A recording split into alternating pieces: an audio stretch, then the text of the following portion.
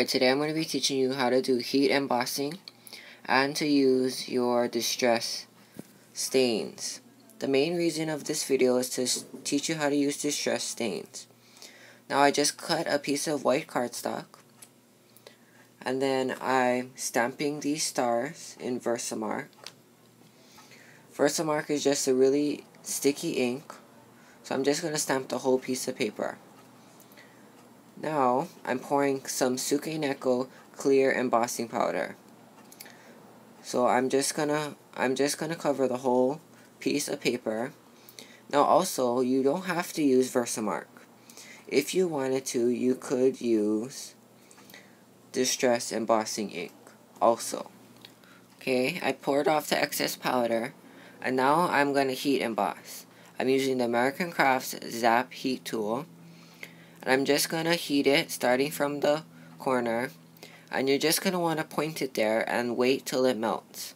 Once it starts melting, you can start moving it across your whole page. Now, the whole page has been completed, so I'll show you now what it looks like. So you can see the nice gloss finish that heat embossing does. Again, it's in clear embossing powder. Now I am going to be using the Distress Stain in Mustard Seed, and I'm going to try to incorporate the Distress Stain in Tumbled Glass. I just got the Tumbled Glass yesterday. The Mustard Seed I had for a long time, and you can see it lasts a long time also. So I'm going to start off with that Mustard Seed. I'm doing this on a piece of glass. The glass is because I don't have a Ranger craft mat. So, I'm just gonna do it so I don't waste any extra pieces of paper.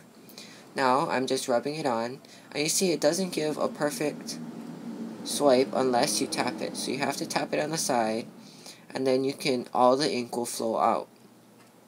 So you can see there, I'm just adding it on. Again, you have to tap it every once in a while to get the ink to start flowing again.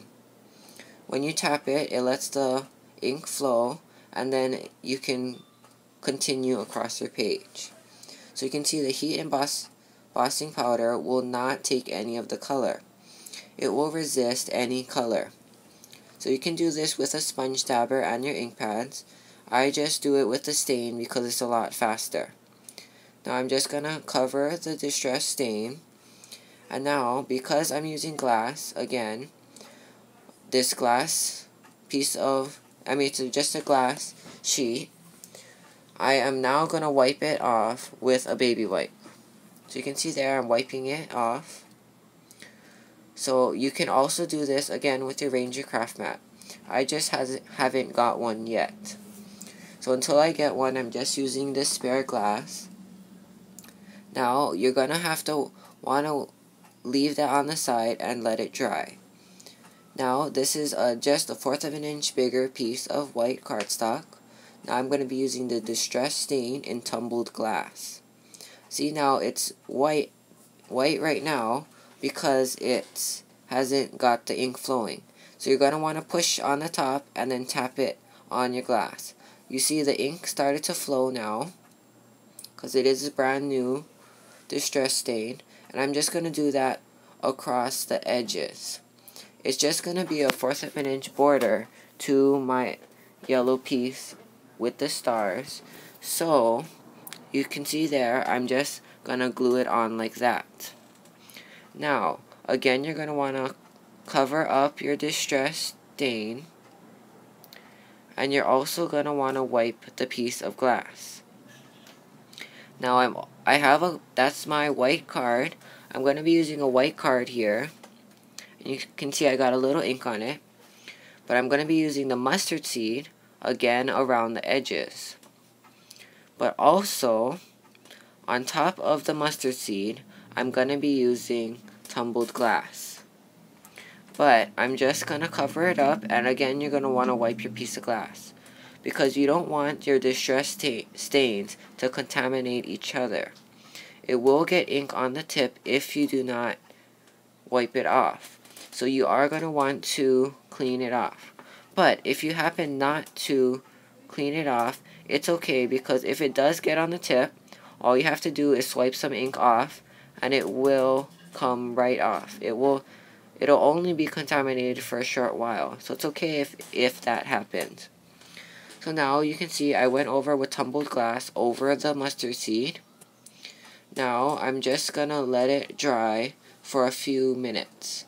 It's very important to let it dry, if not the glue will not stick to each other. So that's how I'm gonna have it in the finished card. Now this is the finished card. So you can see I waited till it dried.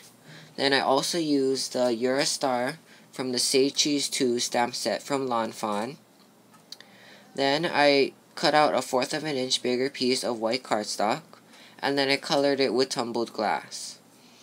Now I also used my Sakura Jelly Roll Stardust pen in gold, and you can see I colored that star there, and I also colored all the small open stars and the bigger star, some of the bigger stars.